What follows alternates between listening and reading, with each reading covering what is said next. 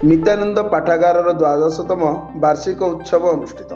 गजपति जिला पालाखमुंडी श्री करणसाई स्थित नित्यानंद पाठागारर द्वादशतम वार्षिक उत्सव पालन हो जाइछि।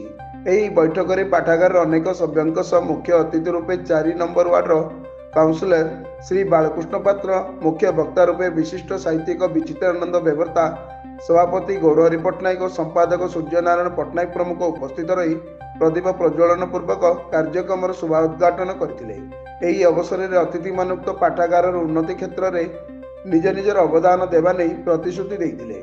एही अवसर में कोषाध्यक्ष श्री रविनारायण चौधरी, उपदेष्टा मल्लिकार्जुन पट्टनायक, हरिश्चंद्र पात्र, रवीन पट्टनायक, दुर्गा प्रसाद पट्टनायक, कैलाश पट्टनायक अन्य माने उपस्थित थिले।